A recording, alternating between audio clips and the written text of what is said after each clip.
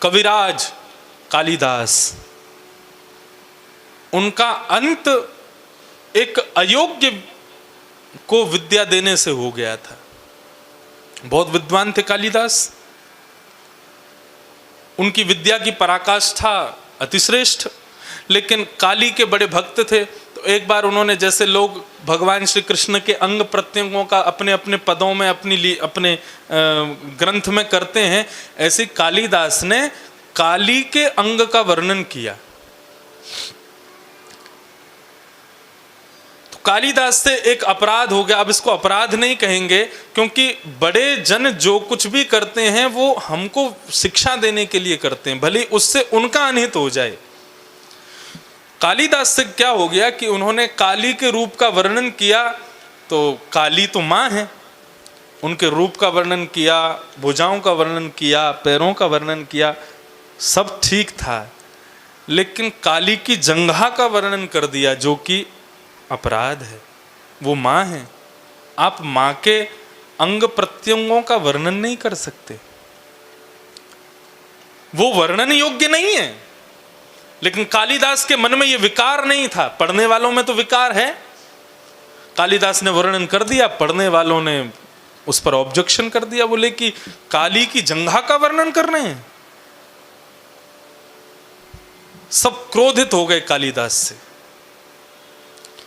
कालिदास से क्रोधित हुए तो जिस राज्य में वो रहते थे वहां के सब लोगों ने कालिदास को देश निकाला करने के लिए राजा को प्रेशर दिया, बोले इनको निकालो यहां से, इन्होंने बहुत बड़ा अपराध किया है।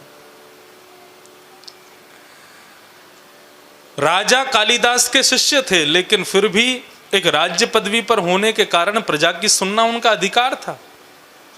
उन्होंने कालिदास को निकाल दिया। कालिदास दूर नगर में कहीं रहने लगे। बहुत समय बीत जाने के बाद में एक दिन राजा का मन बड़ा व्यथित हो गया, व्याकुल हो गया। मन में सोचने लगा, मेरे गुरुदेव ने इतने अच्छे अच्छे काम किए, हमने केवल एक अपराध के पीछे सब छोड़ दिया। उन्होंने एक अपराध किया और हमने उनकी सारी कृपाओं को भूल गए। बहुत बड़ी गलती हो गई, उनको देश से निकाल के मैंने बहुत बड़ा अपराध कर दिया, मेरे गुरुदेव को वापस लाओ। खोजने लगे तो कालिदास मिले नहीं। तब राजा विद्वान था, कालिदास का शिष्य था, तो राजा ने एक श्लोक लिखा और वो श्लोक आधा लिखा और कहा कि भाई जो इसको पूर्ण कर देगा मैं उसको 100 सोने की मोहर दूंगा, क्योंकि राजा जानता था सिवाय कालिदास के इसको पूरा कोई नहीं कर सकता। श्लोक क्या था? कमलेत कमलोत्पत्ति श्रूयते न तु दृश्यते। आधा श्लोक, कमल से कमल उत्पन्न होता है, ये केवल सुना गया है, देखा कभी नहीं गया। कमल में और कमल उत्पन्न हो जाए ऐसा केवल सुना जाता है, देखा तो कभी नहीं। आधा लिख करके आधा छोड़ दिया, नीचे लिख दिया जो पूरा करेगा 100 सोने की मोहर। पूरे नगर में उसके बोर्ड लगवा दिए, जो पूरा करेगा 100 सोने की मोहर। राजा ने अपने नगर के अलावा और नगरों में भी उसके प्रचार कर दिए, जो पूरा करेगा उसको 100 सोने की मोहर। किसी दूसरे नगर की एक वैश्या ने देखा, 100 सोने की मोहर मतलब जीवन भर के लिए भोजन मिल जाएगा। वे जानती थी कि कालिदास उसके नगर में रहता है और ये राजा कालिदास की खोज करने के लिए ये श्लोक लिख रहा है। उसने वो बोर्ड वहां से उतार करके अपने वैश्यालय के बाहर लगा दिया, क्योंकि वो जानती थी कालिदास यहां से निकलते हैं।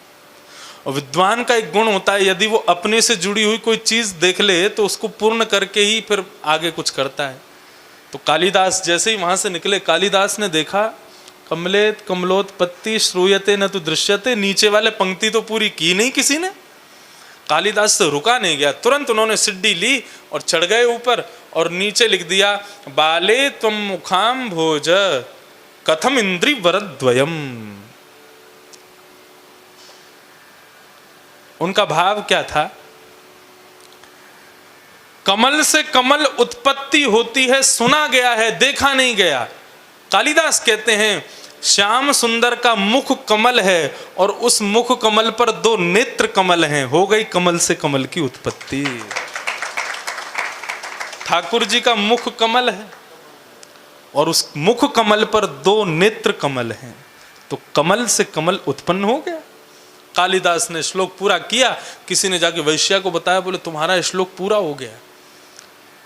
वैश्या निकल करके बाहर आई, उसने कालिदास के चरणों में प्रणाम किया। उसने कहा 100 सोने की मोहर तो मेरे नाम हो गई, लेकिन राजा को यदि कालिदास मिल गया तो क्या पता उसने मुझे मोहर नहीं दी, तो क्योंकि श्लोक तो इन्होंने पूरा किया है। उन्होंने कहा यदि कालिदास जीवित रहेगा तो मुझे 100 सोने की मोहर नहीं मिल पाएंगी। छल करके कालिदास को अपने घर में ले आई, आप मेरे यहाँ थोड़ा प्रसाद पा लीजिए। कालिदास भी कृपा करने के भाव से उनके घर में गए। वैश्या ने घर का दरवाज़ा बंद किया और जल में किसी व्यंजन में विष मिलाकर के कालिदास को दे दिया। कालिदास की मृत्यु हो गई और उनका शव एक नदी में फेंक दिया। और वैश्या ने जाकर के वो मंत्र जो पूरा हुआ था वो जाकर के राजा के सामने प्रस्तुत कर दिया। राजा ने जैसे ही श्लोक देखा, वैश्या से बोले किसने लिखा है ये? वैश्या बोली मैंने लिखा है। तुरंत राजा ने तलवार निकाल दी। बोले तुम एक नगर की वैश्या और तुम्हारे मन में इतना पवित्र भाव हो ही नहीं सकता, सच बताओ किसने लिखा है। बंदियों ने सैनिकों ने बंदी बना लिया, हाथ पैर बांध लिए उसके, बोले सत्य बता किसने लिखा है। तो बहुत कहने के बाद वो वैश्या कहती है कालिदास ने लिखा। राजा ने तलवार दूर फेंक दी, चरण पकड़ लिए, बोले मेरे गुरुदेव कहाँ हैं?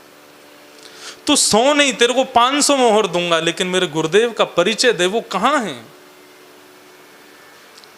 वैश्या घबराने लगी, कैसे बताऊं?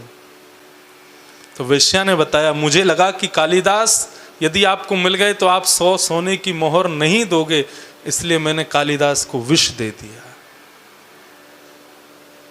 उसी समय राजा ने उस वैश्या का सर धड़ से अलग कर दिया। कालिदास के शव को खुजवा करके उनका अंतिम संस्कार किया।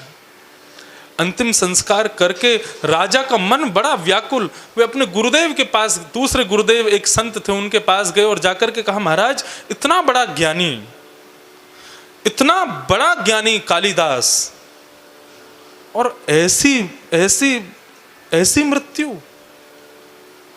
कहां तो भगवान वेदों में कहते हैं रते ज्ञानान्न मुक्ति, ज्ञान के बिना मुक्ति नहीं मिलती, और इतना बड़ा ज्ञानी कालिदास जिसने संपूर्ण जीवन अपना ज्ञान युक्त होकर के भगवान की सेवा में व्यतीत कर दिया, आज उसकी इतनी दर्दनाक मृत्यु क्यों? तब उस संत ने जो बात कही वो सुनने योग्य है। उन्होंने कहा कि देखो कालिदास था ज्ञानवान, बहुत विद्वान, लेकिन कालिदास ने एक सुंदर विद्या को एक कुपात्र वैश्या को दे दिया। जो ज्ञान वहां लिखा उन्होंने, उसकी योग्य नहीं थी वो वैश्या। उस सुंदर विद्या को एक कुपात्र वैश्या को उन्होंने दे दिया, इसलिए विद्या ने ही उनको शाप दे दिया। इसलिए राजन, कहीं हमारी विद्या किसी कुपात्र के पास ना चली जाए, इसलिए हमारी विद्या के सबसे बड़े पात्र केवल राधा रमन लाल हैं, केवल बिहारी जी हैं। अपनी समस्त विद्या का दान केवल उन्हीं को करो।